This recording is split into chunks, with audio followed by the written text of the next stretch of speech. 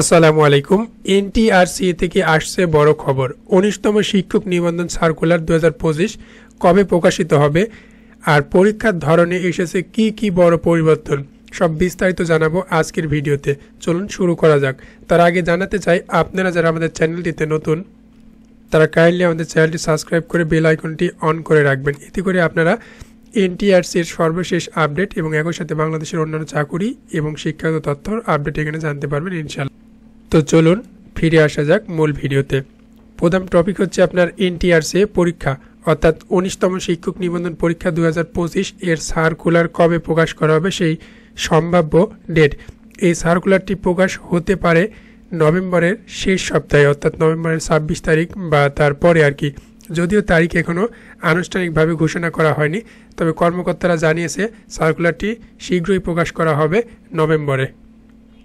এবারের ১৯তম পরীক্ষায় এসেছে বেশ কিছু বড় পরিবর্তন। চলুন এক নজরে দেখে নিই পরিবর্তনগুলো। তো প্রথমে আপনারা দেখতে পাচ্ছেন স্কুল ও কলেজ পর্যায়ের পরীক্ষার কাঠামো যেটা হবে সেটা আর কি। তো এবারে আপনার প্রথম ধাপে সাধারণ বিষয়ভিত্তিক পরীক্ষা হবে ১০০ নম্বরে, যেখানে আপনার ৪টি বিষয় থেকে প্রতিটি বিষয় থেকে প্রশ্ন আসবে, ২৫ নম্বরের প্রশ্ন আসবে, অর্থাৎ বাংলাতে ২৫, ইংরেজিতে ২৫, গণিতে ২৫ এবং সাধারণ বিজ্ঞানে ২৫। সাধারণ জ্ঞান কিন্তু হবে না বা থাকবে না। এবং দ্বিতীয় ধাপে যেটা, সেটা হচ্ছে বিষয়ভিত্তিক পরীক্ষা, অর্থাৎ সাবজেক্টিভ বিষয় যেটা আছে সেইখান থেকে হবে কিন্তু ১০০ নম্বরের পরীক্ষা। অর্থাৎ আপনি যে সাবজেক্টের শিক্ষকতার জন্য আবেদন করবেন এবং একই সাথে আপনি যে সাবজেক্টে পড়াশোনা করেছেন আপনার অনার্স ডিগ্রি লেভেলে, সেই সাবজেক্টটির উপর ১০০ নম্বরের সাবজেক্টিভ বা বিষয়ভিত্তিক প্রশ্ন করা হবে। এই মোট ২০০ নম্বরের পরীক্ষা অনুষ্ঠিত হবে। অন্যদিকে মাদ্রাসা পর্যায়ের পরীক্ষার ধরন হচ্ছে, মাদ্রাসা পর্যায়ের প্রশ্নপত্রের কিছুটা ভিন্নতা থাকবে। সেটা হচ্ছে আপনার বিষয়ভিত্তিক যেটা সাধারণ বিষয়, সেটার পরীক্ষা হবে ৬০ নম্বরের মধ্যে, এবং বিষয়ভিত্তিক অর্থাৎ সাবজেক্টিভ পরীক্ষা হবে আপনার ১৪০ নম্বরের মধ্যে।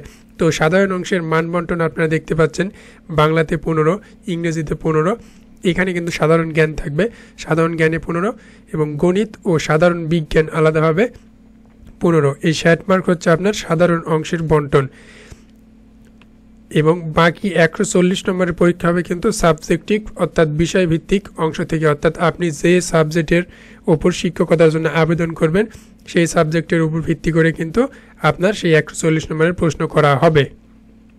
এবার আসা যাক পাস মার্ক বা মূল্যায়ন পদ্ধতি। মোট পরীক্ষা কিন্তু হবে আপনার ২০০ নম্বরের, কিন্তু মোট পরীক্ষা ২০০ নম্বরের হলেও আপনার পাস মার্ক যেটা নির্ধারণ করা হয়েছে ৮০। বিগত পরীক্ষাগুলোতে পাস মার্ক ছিল কিন্তু ৪০, এবার কিন্তু ৮০, অর্থাৎ ৮০ নম্বরের কম পেলে কোনোভাবেই উত্তীর্ণ হওয়া যাবে না। এটা কিন্তু স্কুল 1, স্কুল 2, মাদ্রাসা এবং কলেজ উভয় ক্ষেত্রেই প্রযোজ্য।